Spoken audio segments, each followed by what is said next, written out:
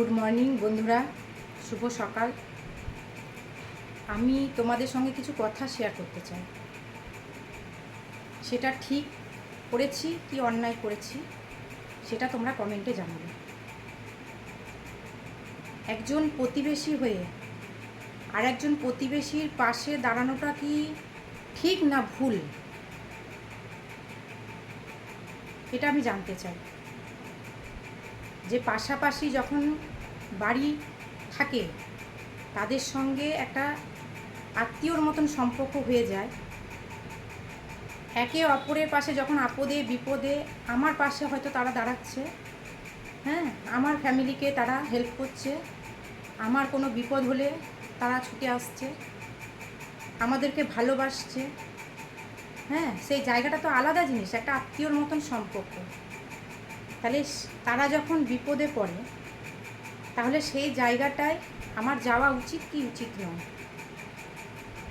আজকে তারা যখন তাদের বাড়িতে কিছু হয়তো লোক হামলা করেছে, সেইখানে যখন একটা বাচ্চা ছেলে আমাকে ফোন করে ডাকছে যে কাকিমা এসো একবার, আমাদের বাড়িতে এরকম হচ্ছে, তা আমার কি সেইখানে ঘরে বসে থাকাটা উচিত না তাদের বাড়িতে যাওয়াটা উচিত? আমি কি মজা দেখবো ঘরে বসে বসে? নিশ্চয়ই আমার যাওয়া উচিত। আমি সেখানে গেছি, এটা কি আমি অন্যায় করেছি? সেটা আমি জানতে চাই। বন্ধুরা, যদি মনে হয় যে আমি অন্যায় করেছি তাহলে তোমরা কমেন্টে জানাবে। সেখানে যখন আমি গেছি আমাকে বলছে তুমি কেন এসছো? মারাপিট হচ্ছে, রীতিমতো মারাপিট হচ্ছে।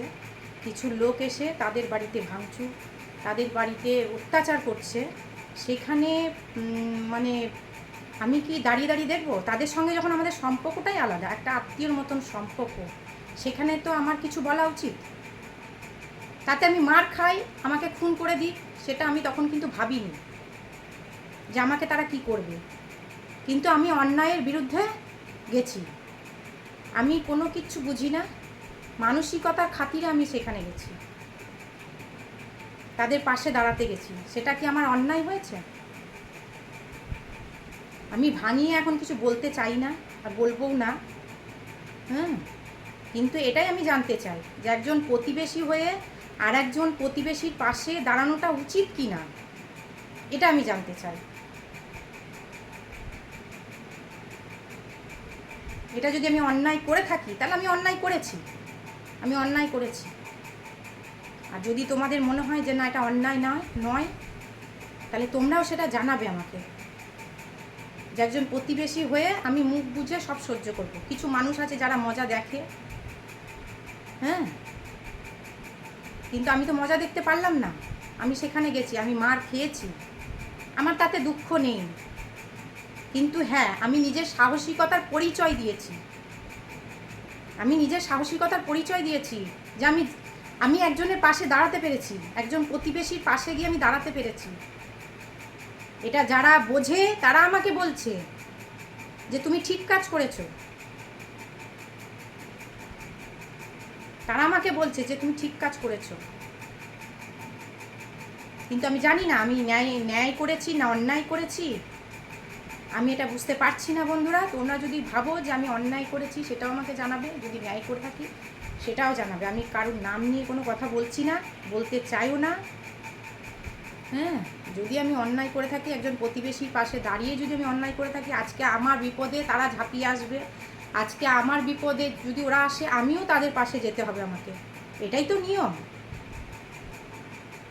পাড়ায় যে কোনো পাড়াতে থাকতে গেলে সবার সঙ্গে মিলেমিশে থাকতে হবে, আর আমি সেটাই করি। আমি কোনো পার্টিগত ব্যাপার বুঝি না, আমি সবার সঙ্গে মিলে চলতে ভালোবাসি, আমি কোনো পার্টিতে যাই না, কোনো পার্টিগত ব্যাপারে আমি বুঝিই না। কিন্তু যখন আমাদের সঙ্গে তাদের সম্পর্কটা যখন ভালো হয়, তখন সেই সম্পর্কের খাতিরে একটা মানসিকতার খাতির আছে, যেটা মানসিকতার খাতিরে আমি সেখানে গেছি। তাহলে কি সেটা আমি অন্যায় করেছি? এটা কেমন সমাজ যে আমি গেছি বলে আমি অন্যায় করে ফেলেছি, তার জন্য আমাকে মারবে? যদি মনে হয় যে আমি অন্যায় করেছি বন্ধুরা, তাহলে কমেন্টে জানাবে যে আমি ন্যায় করেছি না অন্যায় করেছি। আমি জানতে চাই যে একজন প্রতিবেশীর পাশে দাঁড়িয়ে আমি কতটা অন্যায় করেছি। কতটা অন্যায় করেছি আমি তো মুখ বুজে থাকতে পারবো না। আর আগামী দিনেও আমি চাই মানুষ বিপদে পড়লে যেন আমি তার পাশে দাঁড়াতে পারি।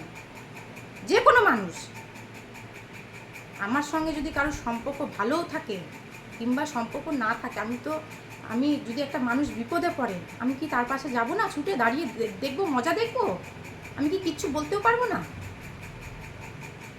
এটাই কি সমাজের নিয়ম? আজকে কেমন দিন, কেমন যুগ এলো যে একজন প্রতিবেশী পাশে দাঁড়ালেও সেটা অন্যায় হয়ে যাচ্ছে।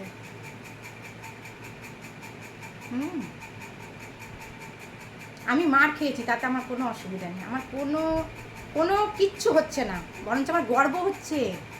আমার খুব গর্ব হচ্ছে যে আমি একজন প্রতিবেশীর পাশে দাঁড়াতে পেরেছি, আমি নিজের সাহসিকতার পরিচয় দিতে পেরেছি, এটা আমার গর্ব হচ্ছে। আগামী দিনেও যেন আমি মানুষের পাশে দাঁড়াতে পারি। আমি সবাইকে নিয়ে চলতে ভালোবাসি, আগামী দিনেও আমি চলবো। আমার কারোর সঙ্গে হিংসা নেই, কারোর সঙ্গে দ্বন্দ্ব নেই, কিচ্ছু নেই।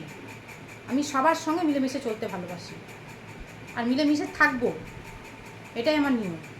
আমি ছোটোর থেকে যেটা শিক্ষা পেয়েছি, আমার বাবা মায়ের কাছ থেকে যে শিক্ষা আমি পেয়েছি, সেটা আমি কোনোদিন ভুলতে পারবো না, সেটা আমি কোনোদিন ভুলতে পারবো না। তো বন্ধুরা কমেন্টে জানিও যে আমি এটা অন্যায় করেছি না ন্যায় করেছি, যে আমি একজন প্রতিবেশীর পাশে দাঁড়িয়ে আমি ন্যায় করেছি না অন্যায় করেছি, এটা কমেন্টে তোমরা জানাবে।